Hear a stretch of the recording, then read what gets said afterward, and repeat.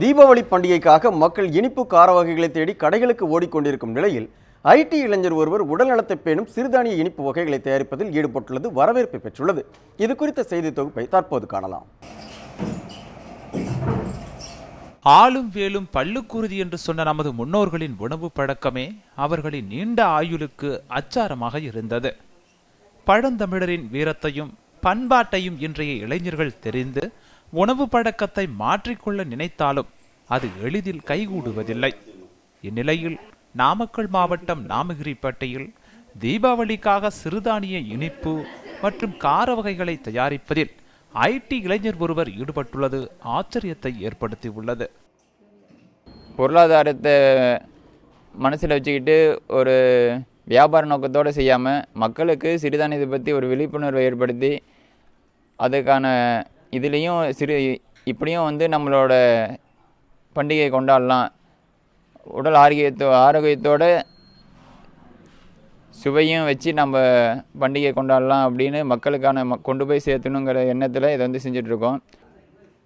சிறிய மாற்றம்தான் பெரிய சமூகத்தை கட்டமைக்கும் எனும் நம்மாழ்வாரின் கூற்றுப்படி சிறுதானிய இனிப்பு தயாரிப்பில் ஈடுபட்டுள்ள குழுவினர் உடலை கெடுக்கும் செயற்கை பொருட்கள் இல்லாமல் இனிப்புகள் தயாரிப்பதாக தெரிவிக்கின்றனர். இது இன்னைக்கு கால சூழ்நிலையில் இன்னைக்கு இருக்கிற சின்ன பிள்ளைங்களுக்கு இதனுடைய பாரம்பரிய கலாச்சாரம்னா என்னன்னே தெரியாது. இப்போ இதெல்லாம் நாங்கள் செஞ்சு இதை விளம்பரம் இதை நம்ம கொடுக்கும்போது அவங்க சாப்பிடும்போது அந்த எண்ணங்கள் சரி இது இப்படிலாம் இருந்திருக்கு அப்படிங்கிற நோக்கமும் பிள்ளைங்களுக்கு தெரியும். இந்த மாதிரியும் செய்யலாம் பண்ணலாம் இப்படிலாம் இருந்திருக்கு முன்காலத்தில் அப்படிங்கிறதும் தெரியும்.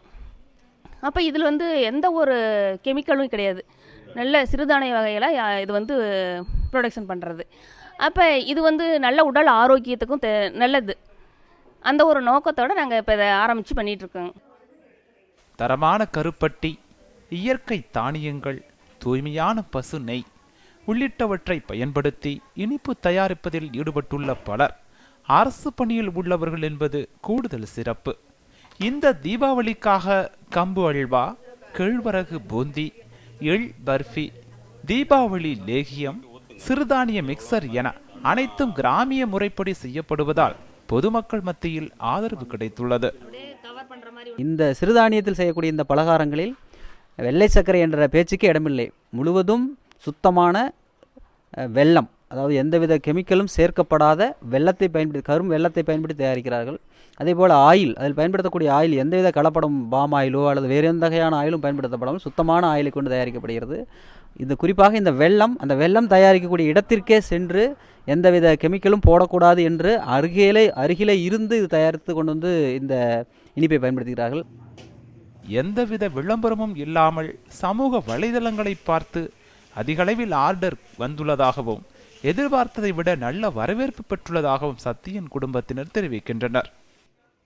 இது பார்த்திங்கன்னா நாங்கள் ஒரு எல்லாத்துக்கும் நல்ல விதமாக பண்ணணும், எந்த ஒரு நமக்கு பெனிஃபிட்டு அதில் இருக்கும் அப்படிங்கிறதுல பண்ணலை. எல்லாத்துக்கும் இது நல்லபடியாக ரீச் ஆகணுங்கிறதுல தான்.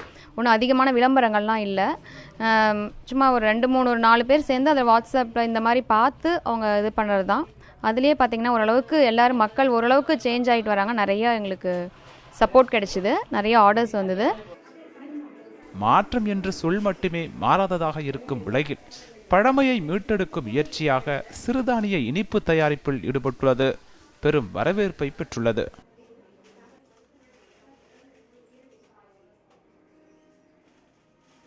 தீபாவளி திருநாளான இந்த தீபாவளிக்கு சின்னவங்களிலிருந்து பெரியவங்களுக்கும் அனைவரும் மகிழ்ச்சி ஏற்படுத்தக்கூடிய ஜிலேபி, பாதுஷா, மைசூர்பாக் போன்ற இனிப்பு வகைகளில் அதிகமான அளவு நம்ம எடுத்துக்கொண்டால் பல்வேறு உடல் உபாதைகள் ஏற்படுவதாக தெரிவிக்கிறாங்க. ஆனால் மரபு வழியில் சிறுதானியங்கள் மூலியமாக தயார் பண்ணுற இந்த இனிப்பு வகைகளை எடுத்துக்கொண்டால் ஆரோக்கியமான தீபாவளியாக அமையும் என்பது மாற்று கருத்தில்லை. ஒளிப்பதிவாளர் பார்த்தசாதியுடன் ரியாஸ், நியூஸ் 7 தமிழ், நாமகிரிப்பேட்டை.